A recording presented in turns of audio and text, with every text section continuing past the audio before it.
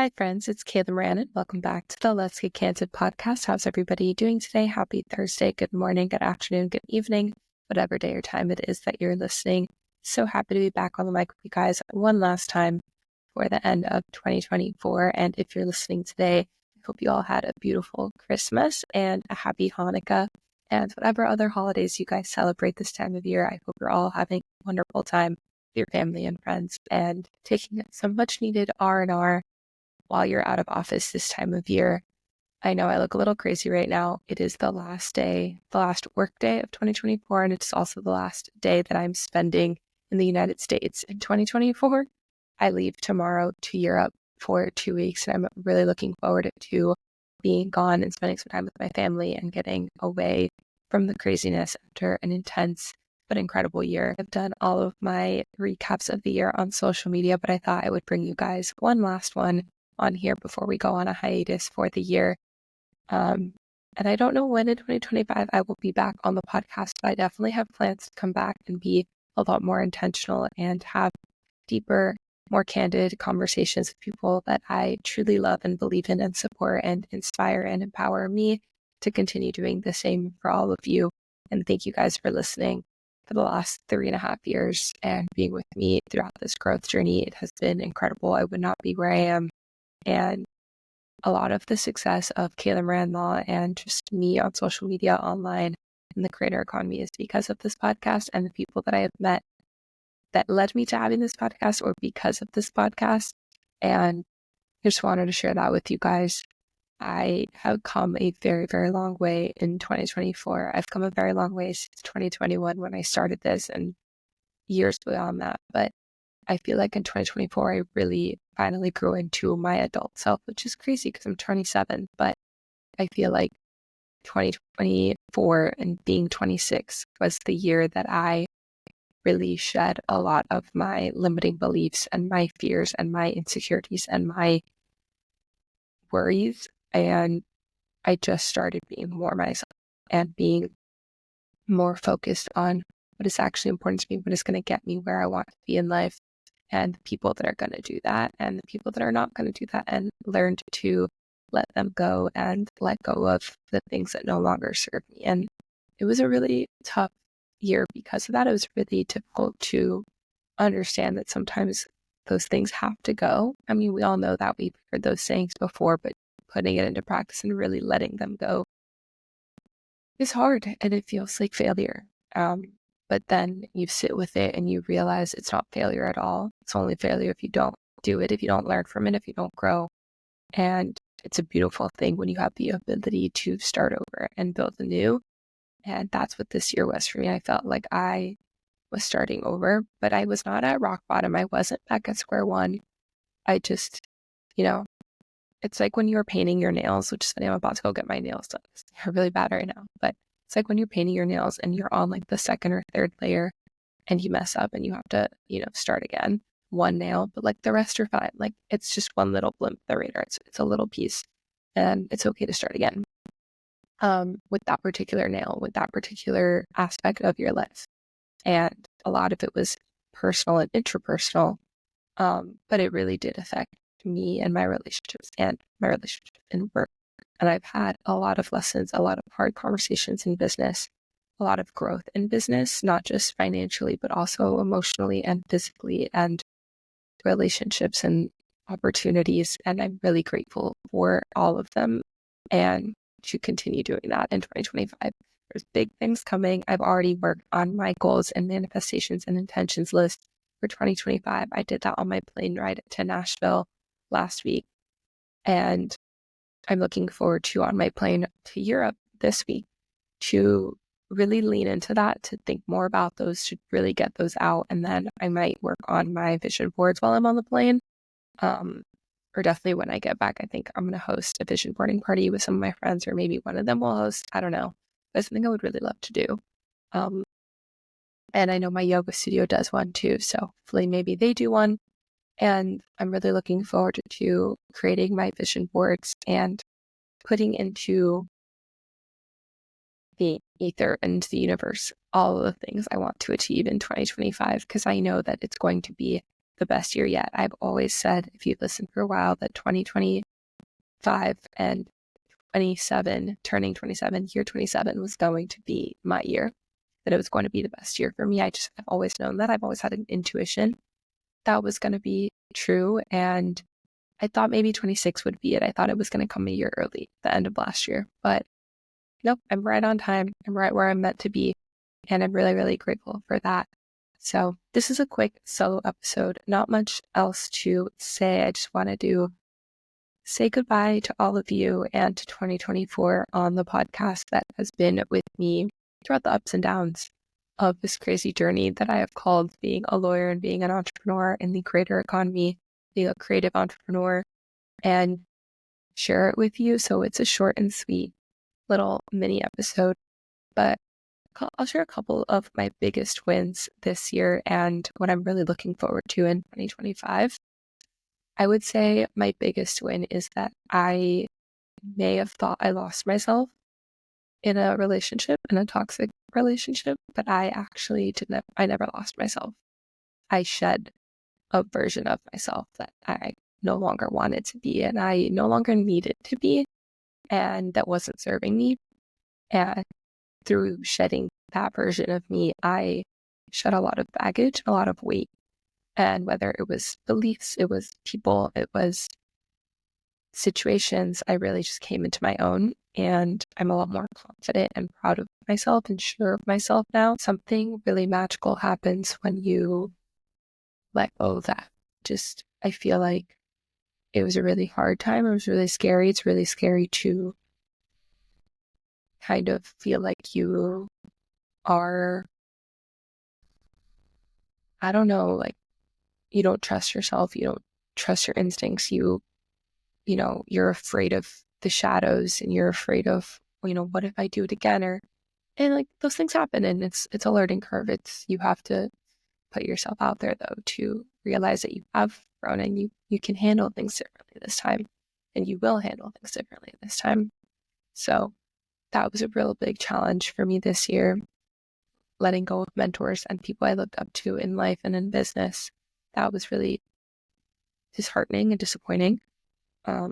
But I'm better for it because it has made room for the people in my life that are actually going to be there for me and who do champion me and who do all the best for me and are going to continue to elevate me.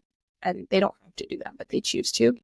And I'm grateful for those people. So, what's gone and what's leaving is never as good as what's coming for you, but it can be hard in the moment to recognize that, and you don't want it to go. But when you recognize what came into your life now because you had room for it because of what you let go, that's a really beautiful thing. So those are some of my biggest lessons and things that happened in 2024. I launched my law firm's website, which is exciting and has been a really great project for me. It was a really good outlet for me to channel all of my energy into during all of that time, but also really cool to see it come to fruition and all of my hard work. And people really love my website. People always ask me who did my website so they could work with them. And that is amazing. Actually, my website designer got featured on Forbes 30 Under 30, which is incredible. And I just launching that project, it just was a testament, a validation of this crazy little idea that I had that isn't so crazy and isn't so little anymore. And I got nominated by a professor of mine to be featured at my school's alumni spotlight. The business school features UTK alum that are doing really cool things in the entrepreneurship space. And I was nominated to be featured, which is super exciting. And I can't even believe that, 2.5 years, 3 years later, like I'm already being recognized by other people in my community, in my school, my alma mater. So that was really nice. And I got asked to write some more articles. I got asked to come speak to pre-law students, to law students, to, you know, people who want to know how I got where I am and want to do something really cool with whatever it is they're passionate about. And they want to get a few ideas or get a pep talk. And the fact that they find me and they come to me and they think that I'm that person, that is one of the most rewarding things. So I'm definitely leaning more into that in 2025. I already have plans to do so. I already have a list of projects for 2025 that I'm really excited about, in addition to my goals and manifestations and intentions. So that's an exciting list that I'm working on. Of course, my travel list, that is a huge goal for me in 2025. I knocked off 5 new countries, or well, Colombia, Canada, Vienna is Austria, Prague is Czech Republic. So 4 new countries this year. I'm going to 5, but the 5th one will technically be in 2025 already. So I kick off 2025 in a new country that I've never been to before, which is exciting. And then have some more travel coming up already next year, which I'm really looking forward to. I'm going to Cabo for a wedding, and I'm going to Costa Rica most likely for our bachelorette trip. And we'll see what else comes along. I'm sure there'll be a New York trip in there or two. I think one of those is already being planned, and DC in October as well. So I'm really looking forward to lots of trips to come and more travel and more opportunities to meet clients and meet people and make friends and, continue to share my story and my journey and grow with you all and explore the world and bring you guys into my life. And yeah, that's like one of the biggest things I'm looking forward to in 2025 is just continuing on my mission to surround myself with really cool people doing really cool things and hopefully get to be a part of them in some way. And I have a couple of things up my sleeve that I'm working on too. And I have a really good feeling about 2025 for sure because of everything. And yeah, what other lessons in 2024 did I learn? Let's see, I made a TikTok about this. But once I make the content, I kind of I'm ready to close that chapter and move on. But let's see. I learned to slow down. That's a really big one. I learned to prioritize rest and wellness and my mental health a lot more. I went back to therapy. I got more consistent with journaling, which I need to get back into again. I go through waves with that. Yoga became a really, really big part of my life and moving my body, going on walks, going to wellness events, taking my supplements. Yeah, really just focusing on my health and taking time for myself and learning to slow down and be more intentional, which is why that's still my word for 2025. It's been my word for the last 3 years and gotten better every single year. There's always more work to be done in making sure that my mind and body are right. And that way I could show up for the people around me. I reevaluated my approach to life and goals and my business and love and relationships. That was a big thing for me in 2024 and kind of talked a little bit about it, but just with the relationship and with mentorship and work and, ushering my business into year 2 and a new era in the website. And, I had to fire clients. I had to, let clients go that were no longer working well with me. Finding new clients, learning to, set up systems and processes and be open to wherever a client's going to come from, even if it's not the traditional way I thought it was going to come, doesn't mean that it's not an opportunity. I really had to broaden my horizons and set up systems and processes for that. So that was a really big thing too. Letting go of the fear of losing myself in a relationship. That was a big one. I had never really been in a real relationship before. And so when I got into one, it was really scary. And then I let all the walls down to try to be in one. And that necessarily didn't serve its purpose. So learning how to approach dating in a new way. And that I don't have to lose myself, but I do have to be myself. And it doesn't matter how scary or hard it is to be myself. If I don't feel 100% comfortable being myself, I can't feel comfortable with them. They're not the right person. If I can't share everything that I want to share that is important to me, but also knowing when the right time is to share things that I don't need to share everything. So it's a balance. And so that was a really big lesson this year, letting go of control. I'm someone that's type A, needs to know where everything is all the time. I need to control things. I need to be on top of things, and learning that I just can't do that. And, learning to underanalyze things and just let it go, and that things are going to work out better than I could have ever dreamed of or planned. I think I talked about that with our Basil, and, just trying less and doing less and letting things go with the flow a whole lot more. That was a really big lesson for me this year. Yeah, I think those are some of the biggest things I've learned. I I leaned into my body a lot more, like I said, and I focused a lot more on, eating and nourishing my body physically, mentally, emotionally, and surrounding myself with the right people, eating right, eating better, eating it all sometimes. You know, that has been a really big thing for me. And so in 2025, I just want more of the good things of 2024 and more opportunities, more travel, more love and abundance and support and friendships. And yeah, I just want more of the good and more abundance and more openness to wherever life is going to take me, and not having to have it all planned out and not needing to know what's going to happen next. Because sometimes the little surprises in life, the little bumps in the road that end up changing course, those end up leading to much better things than whatever I could have dreamed up.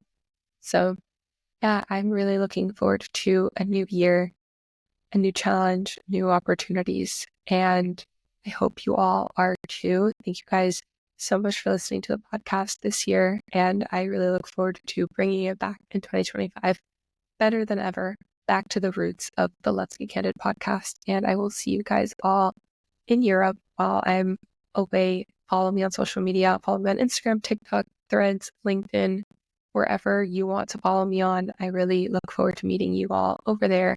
And thank you all so much for listening. I will see you guys in 2025. If you like this episode, please leave a rating and a review. Please subscribe to the show, share with a friend, tag us as you're listening. Let me know who you want to see next, what you want to hear from next in 2025. And I will see you guys in the new year. Have a good one. Happy holidays.